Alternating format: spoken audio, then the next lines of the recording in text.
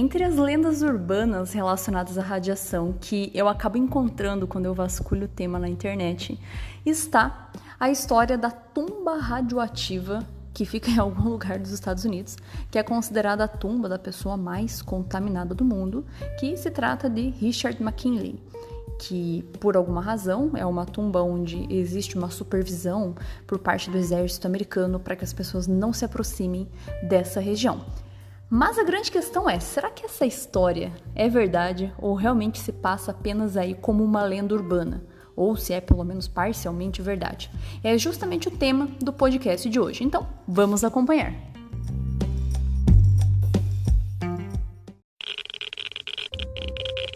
Radiation detected. Red dawn.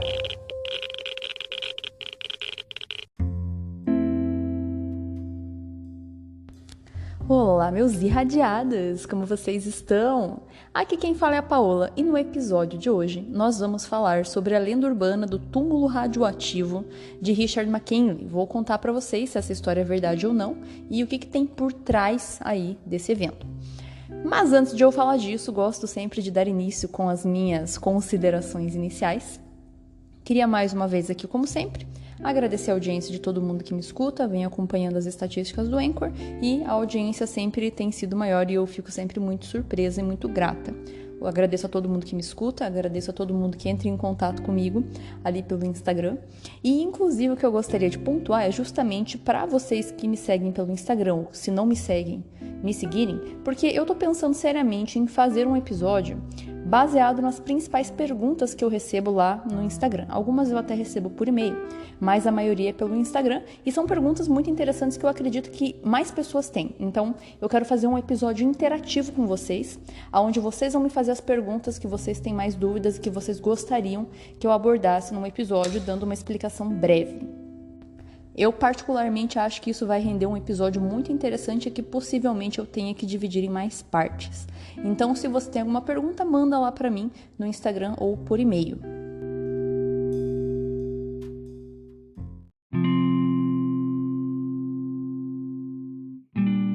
Pois muito bem, vamos falar agora do que interessa, que é justamente essa história aí da tumba radioativa do Richard McKinley, se é verdade ou não. Quando a gente vai procurar a história dessa tumba radioativa, geralmente são insights mais sensacionalistas de histórias que causam uma certa apreensão e que prende as pessoas justamente pela narrativa. E até mesmo em vídeos, né? A gente sabe que o pessoal gosta de pegar essas coisas que são pouco compreendidas e expandir de um jeito que prende a atenção e todo mundo fica, meu Deus, radiação. E na história que a gente costuma ver nesses sites é colocado, né, que essa pessoa, que o Richard McKinley se contaminou porque ele caiu dentro do reator nuclear e ficou cheio de plutônio e não sei o que lá, em que ele foi enterrado num caixão de não sei quantos metros de chumbo e que tem guardas e tem exército dos Estados Unidos na tumba dele, por não sei o que lá. Enfim, umas histórias assim que é sem pé nem cabeça. Mas para quem é do público leigo, quando a gente vê essa narrativa, é muito surpreendente e chega até parecer fazer um certo sentido. Mas o que disso tudo é verdade? É verdade essa história? Realmente existe um cara chamado Richard McKinley que é contaminado e tem essa tumba, existe de verdade? Assim, a história ela é parcialmente verdade. De fato, existe sim essa tumba. De fato, existe um homem chamado Richard McKinley que acabou participando de um evento nuclear ao qual ele foi vítima, sim. O caixão é feito de chumbo, sim. Mas é muito difícil a gente afirmar que ele é a pessoa mais radioativa, mais contaminada do mundo. De fato, ele é contaminado, mas não dá para afirmar dessa maneira. E tampouco existe um exército supervisionando a região. E vejam só que legal, como que eu sei disso?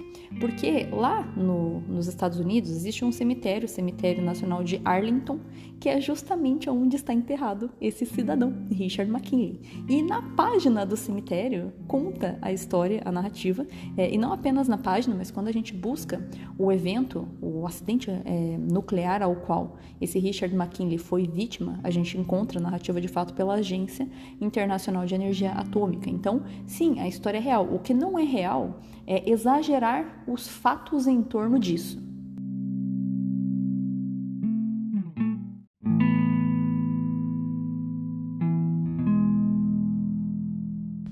Bom, mas vamos aos fatos. Quem que é Richard McKinley e como que ele se tornou essa pessoa contaminada, por assim dizer? Bom, o Richard McKinley era um militar do exército americano, ele era especialista, tinha 27 anos, e ele trabalhava num reator de uma usina nuclear lá dos Estados Unidos, que tinha por objetivo produzir eletricidade para ser direcionado para instalações de radar que ficavam lá no Ártico. E ele fazia parte de um grupo que era responsável pelos testes que deveriam ser executados nesse reator. Todo reator nuclear precisa passar por testes de segurança e verificação periódica para ver se vai estar tudo ok, né? Só que o que acontece? Em 3 de janeiro de 1961, bem antes de Chernobyl, um evento que foi muito parecido com o de Chernobyl, o precursor, por assim dizer, acabou fazendo com que o reator entrasse em um estado de reatividade, que a gente chama, e explodisse, por assim dizer. Isso porque eles foram tentar burlar o mecanismo de teste automático e tentar fazer de modo manual.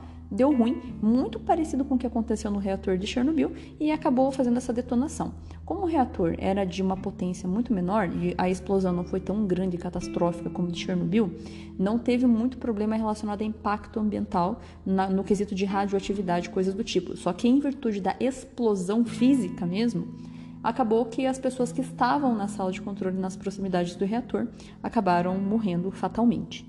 Não era apenas o Richard McKinley que estava na sala de controle no momento da explosão e que foi vítima. Teve outras 2 pessoas que também acabaram sendo vítimas, que era o John Byers, de 25 anos, também era um especialista do exército, e Richard Legge, que era um eletricista de 25 anos também. Acabaram aí sendo as vítimas fatais desse evento nuclear.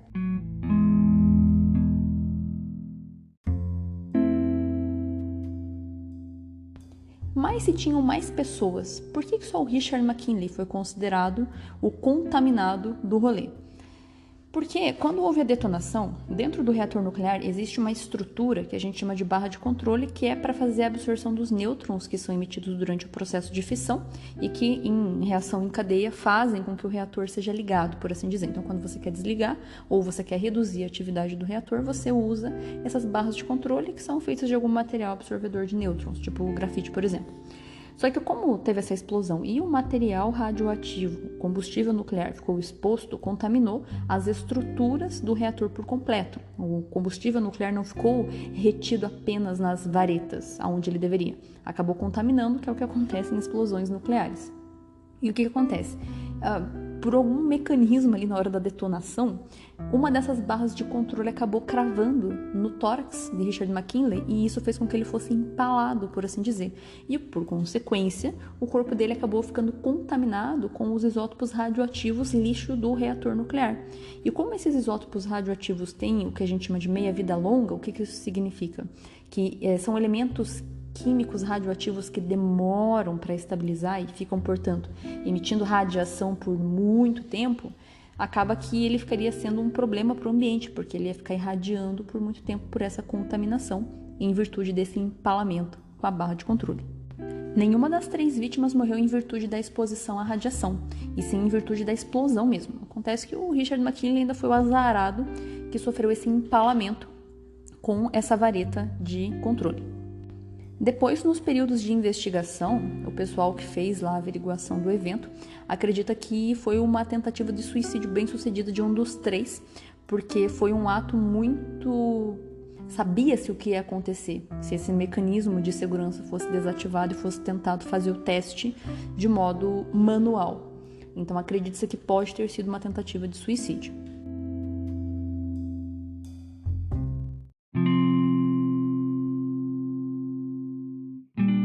Bom, mas e por fim, a tumba dele de fato existe? É radioativa, não é? Bom, como eu comentei, de fato existe. Fica no cemitério de Arlington, nos Estados Unidos. Não tem registros em nenhum lugar de que há militares ao redor cuidando da área, porque nem faz sentido, é uma área segura, porque o caixão que o corpo dele foi sepultado é um caixão que foi forrado com chumbo, primeiramente, e também a cova foi concretada com pelo menos 3 metros de profundidade ali, além da espessura do material que foi usado. Então, nesse caso, respondendo, né, a tumba existe, mas ela não traz nenhum risco ao ambiente e não há supervisão, porque ia ser bem complicado abrir uma tumba com tanta espessura de concreto e chumbo, nem teria para quê. Então, ele vai ficar lá nesse sarcófago de chumbo por muito tempo até que os elementos radioativos de meia-vida longa se estabilizem.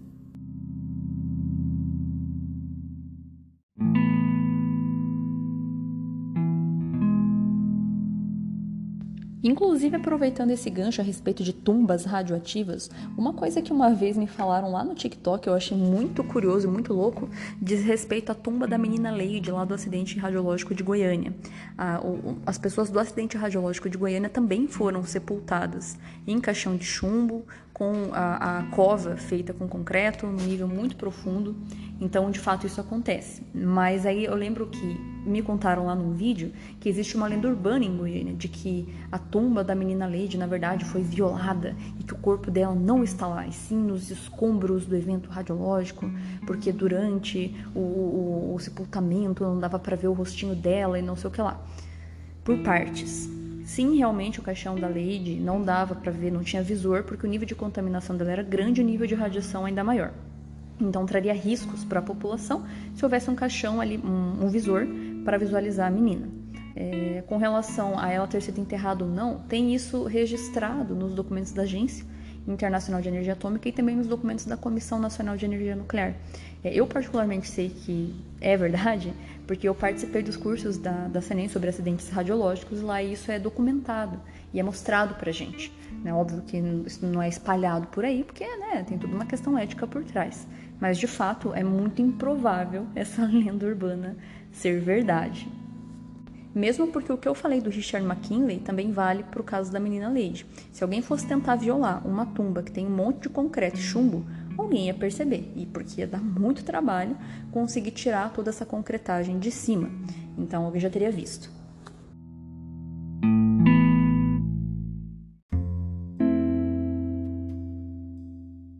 Pois muito bem, meus irradiados, espero que vocês tenham gostado dessa curiosidade, dessa história e da desmistificação dessa lenda urbana. E como eu comentei, façam perguntas para mim lá no Instagram, me procurem pelo e-mail. O TikTok eu ainda não voltei a produzir, mas logo em breve voltarei. Mandem sugestões de coisas que vocês gostariam que eu falasse, que eu abordasse, para que eu faça o episódio apenas respondendo perguntas dos seguidores, dos ouvintes. Muito obrigado pela audiência de vocês e até o próximo episódio.